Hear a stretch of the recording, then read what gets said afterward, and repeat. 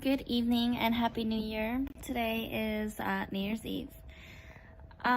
This will probably be my last update video. I just took a pain med. I'm actually officially out of pain med, so took a nice warm bath, helped to relax the muscles with a Epsom salt bath. I gotta say, I'm feeling much better mentally and also like physically. I see the pain throughout the day has been 7, 8. There's a point where it got to like 10, 11-ish when I like needed to take meds really bad. But I just feel so happy and thankful. I feel like I was able to sleep the most today. Slept for almost 6 hours, which is so much more than I've been sleeping this entire time.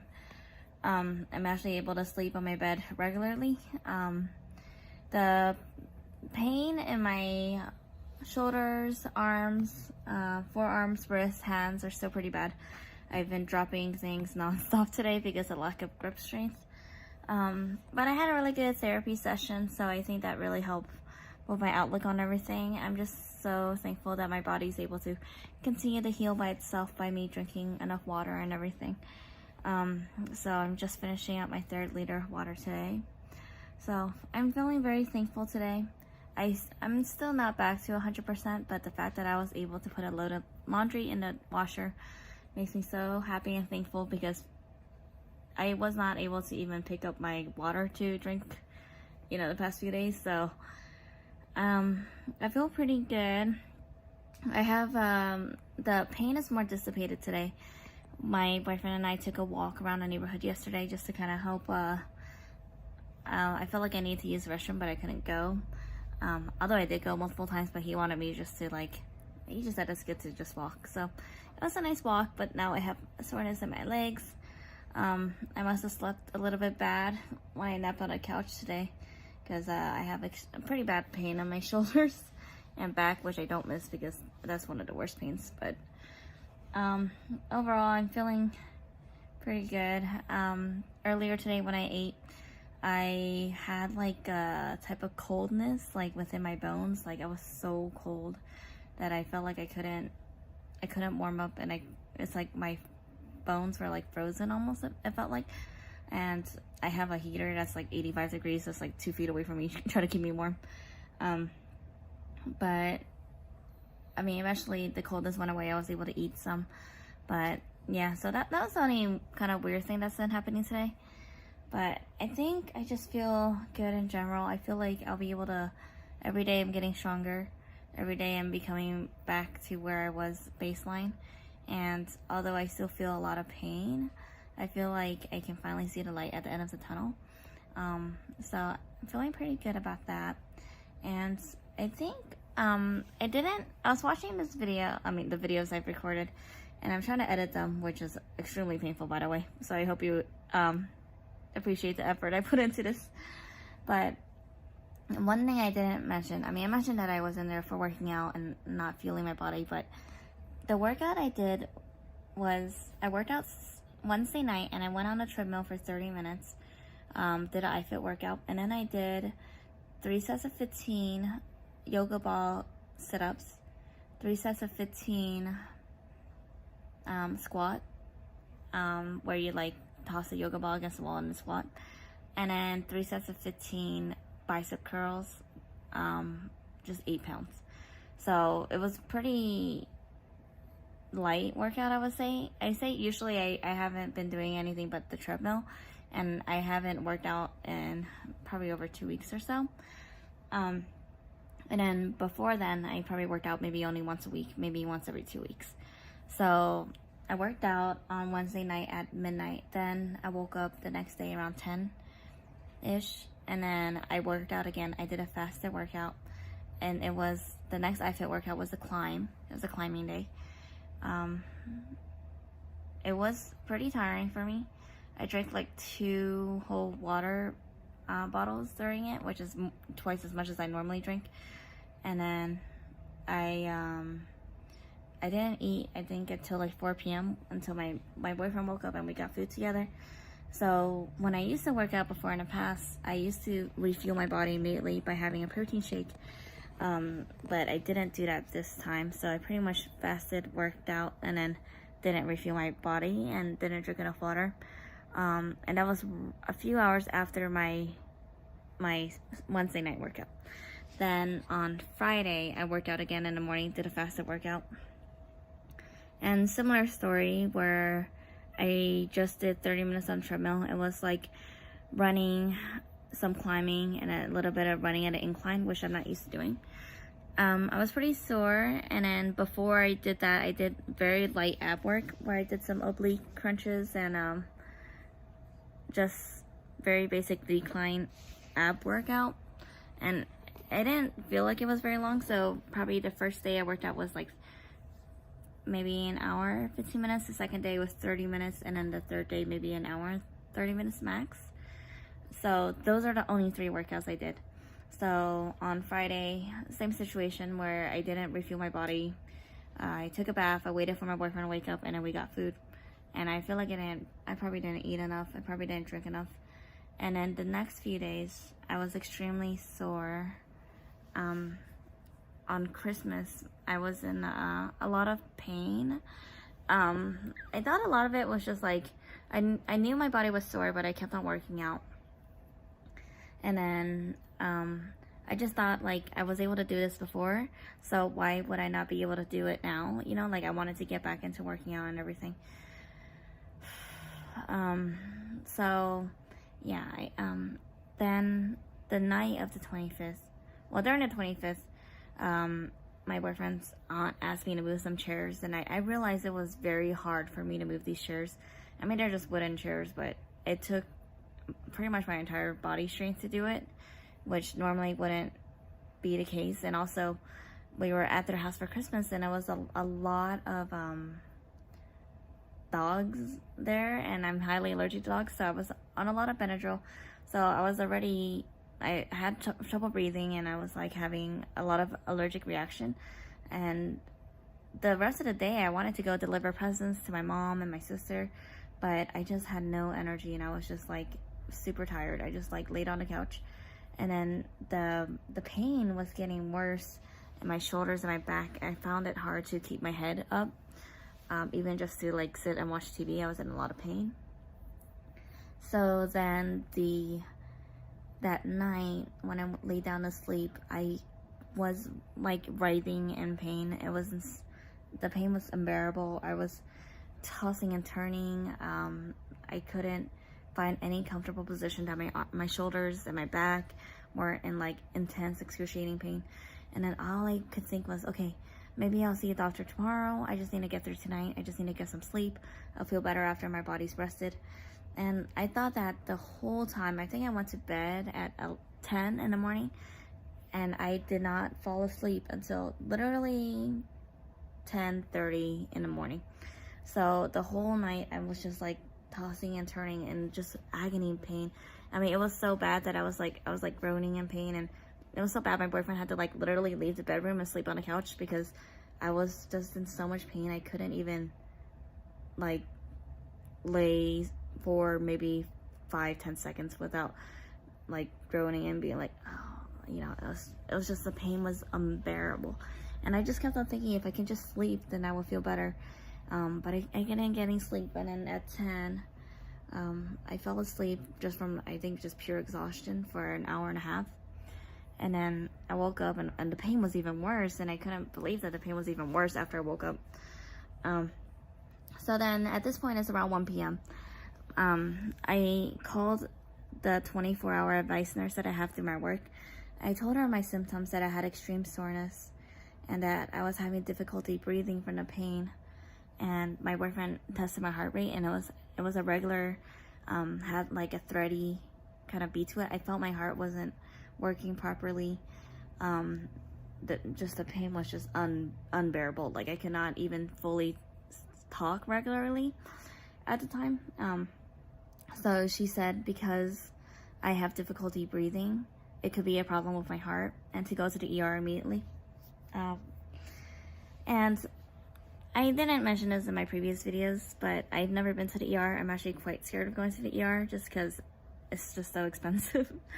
So I always thought it was gonna be like a $10,000-$20,000 ordeal sort of thing, and I was just like, never had something that I thought was bad enough that I wanted to pay that much money, unfortunately. But this one, it was bad. At first, we went to, at this point I was like 2-ish.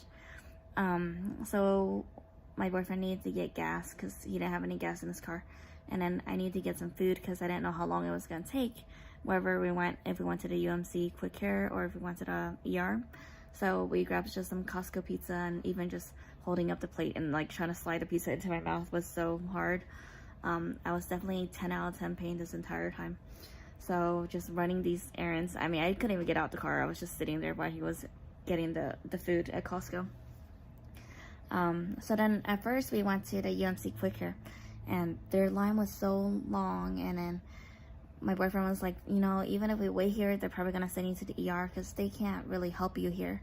So after waiting at the UMC for maybe 30 minutes or so, I ended up leaving, and then we went to the emergency room.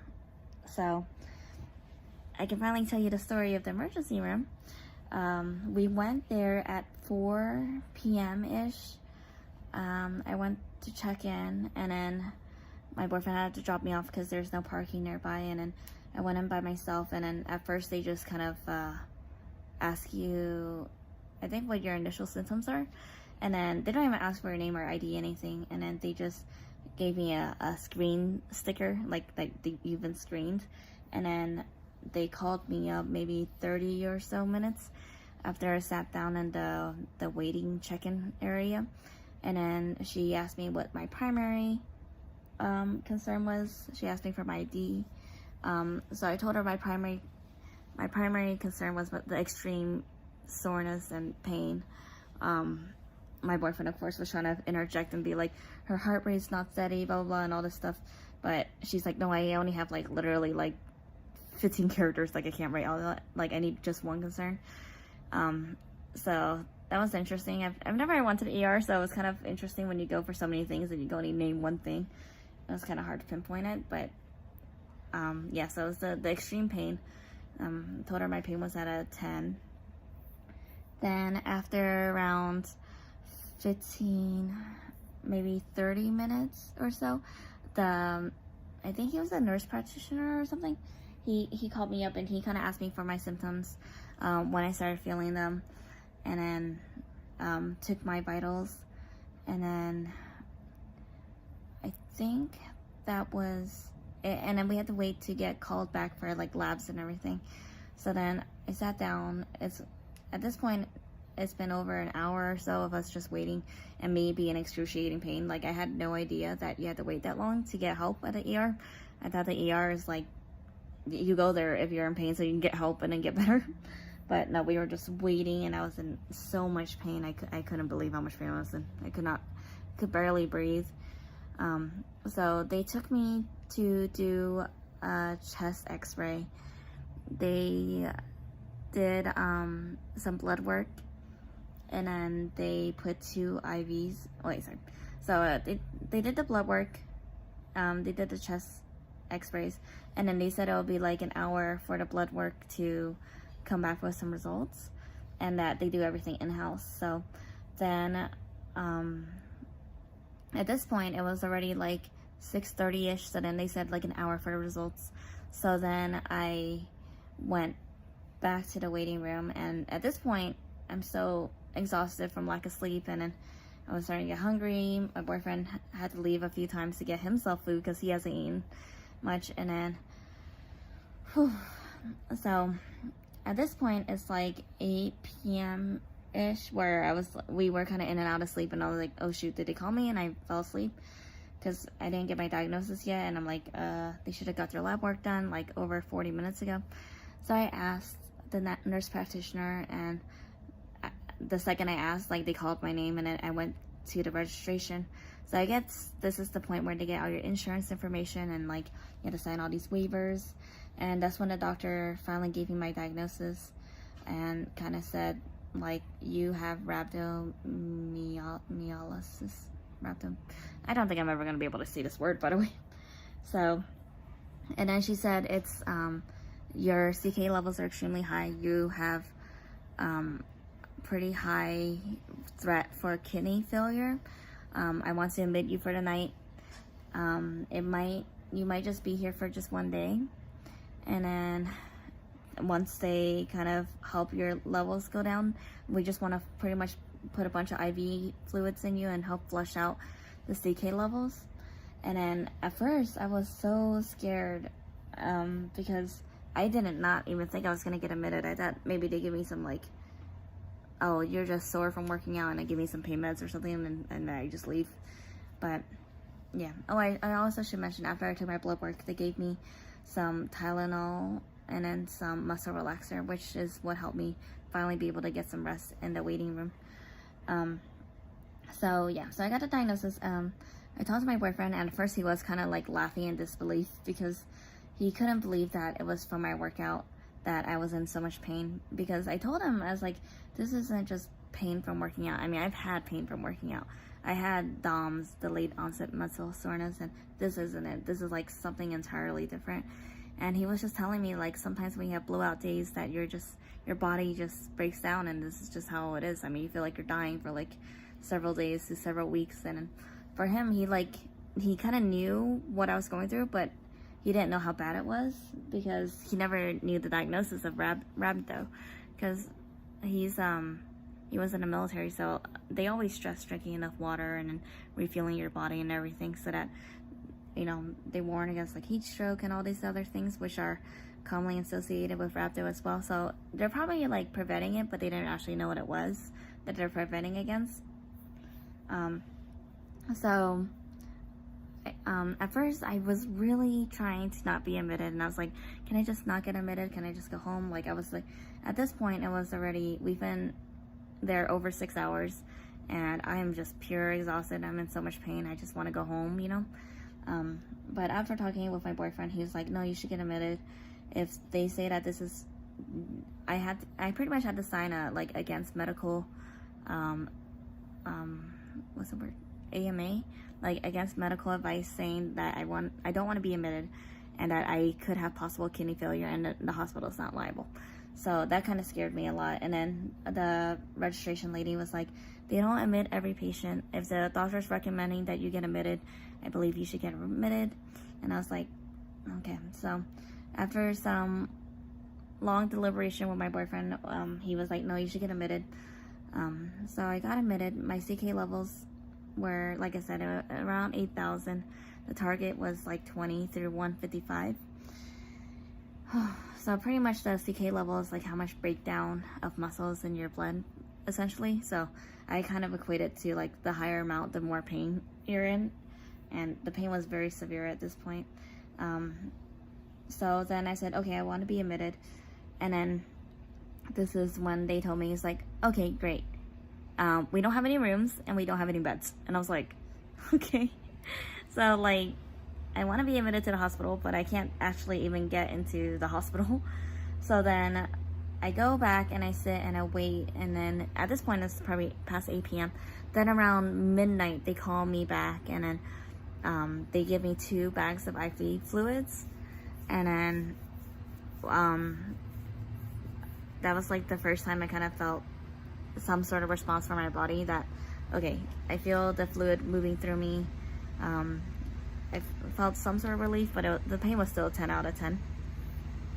So then they said, I'm sorry, we don't have any beds, we don't have any rooms. Like, with the pandemic and everything, we're not even supposed to be giving the IV fluids, the blood tests out here. We're not even registered to do that. We could lose our jobs, blah, blah. And they were like very stressed out about it. No one had any answers of how long it was going to take. Because I was asking them, is it a roundabout? Is it a few minutes? Is it a few hours? Is it tomorrow? Is it a few days?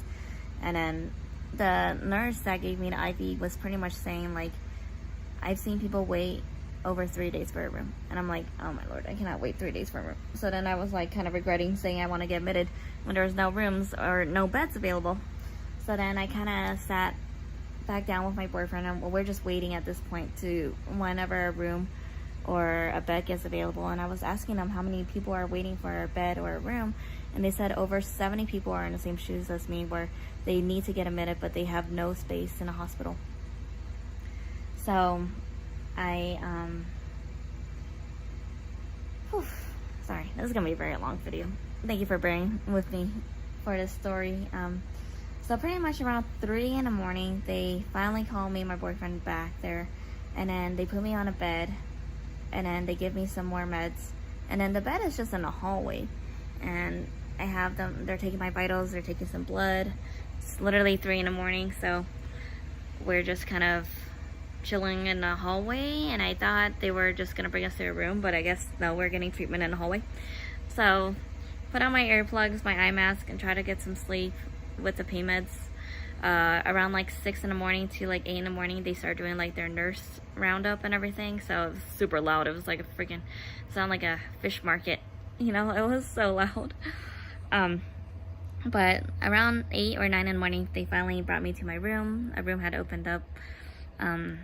So at this point, it was like everything kind of changed. I was like, oh my god, this is so nice to have not the bed that was in the hallway, because I guess that's like a different type of bed that was not very comfortable, but the bed in the room was a lot more comfortable.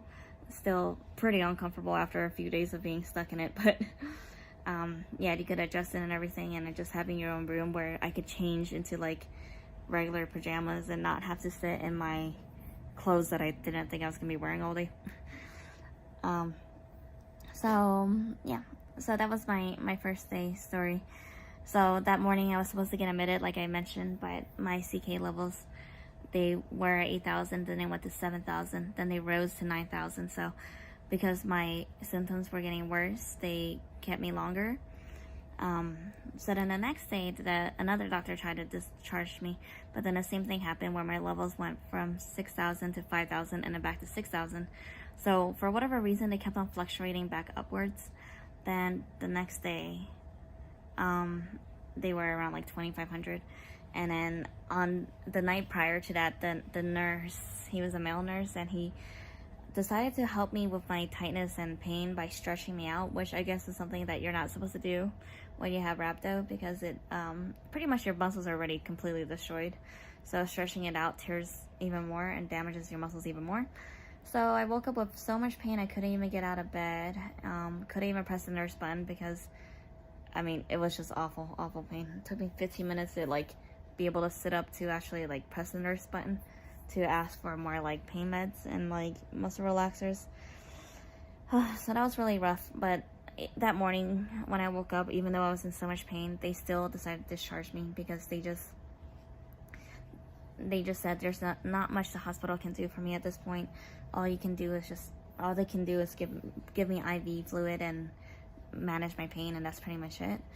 And at this point, I was still literally 10 out of 10 pain. It wasn't as bad as like when I first went in, but my pain was pretty unbearable still. So I was very scared about leaving. I didn't really want to leave the hospital, but I know that they needed, you know, rooms and beds. And with my case, I could treat it at home. Technically, I would be in a lot of pain at home. But they told me if my symptoms worsen, if they spread, then to go back to the ER if I notice any blood in the urine or all this stuff. So one of the other symptoms for rhabdo is like really dark, like cola colored urine. I never had that situation. So all I knew was I had extreme muscle soreness. And yeah, so 17 bags of IVs later, then I was discharged from the hospital. Now I've been treating the pain at home and drinking tons of water, and this is now what I got discharged on the 29th. It's the 31st now. So I feel like I can finally see the light at the end of the tunnel. Unfortunately, I still have follow-ups with my doctor, more labs, because my inflammation markers are up, and I don't know why. It could be autoimmune sort of deal. But yeah, thank you so much for listening to my story. I'm happy that I can finally kind of tell the full story without, you know, just being in so much pain I couldn't really talk during the rest of the clips in this video. But this is pretty much the story. I was just in extreme pain, went to the ER. I've never heard of rhabdo before in my entire life. I had to Google the heck out of it, watch so many videos about it so I can kind of understand it better for myself. everybody at the hospital thought I was like some elite athlete and stuff, and I was like, no, I literally just worked out 3 really easy workouts, and then here I am in ER, you know? So I guess I just didn't listen to my body's cues, and I worked out harder than I should have, and it scares me because I didn't feel like I pushed my body that hard, but I obviously did. So that's a little bit concerning, but I'm just grateful for this experience that, you know, it gave my body a hard reset and kind of put me into a huge reality check that I can't do what I was able to do years ago with no consequences, and to really ease into working out when you do want to work out, if you haven't worked out in a while. So that's pretty much my biggest takeaway point, is like, I know it's New Year's Eve, everybody's talking about New Year's resolutions and like getting into shape and everything, losing weight and, you know, working out, gaining muscle, and all that is great, but there's some serious problems that can come with that. I learned firsthand myself. I was trying to just get a head start on, you know, New Year's. So yeah, ending up in an ER over 3 very minor workouts, not refilling my body on purpose because I felt guilty for having those extra calories, and, you know, all this was triggered by some comments made by my family about my weight, and I was in a really bad emotional state, which then put me in a really bad physical state. So I'm just happy that this is almost over. Thank you so much for watching this to the end. Please let me know if you ever had a Rhabdo, or you ever heard of it. Like, is this something that like people know about? Because when I searched it up, it said it was pretty extremely rare. Like, so I don't know. It's been rough, but I'm happy I'm coming up on the other side now. All right, bye. See you in my next video.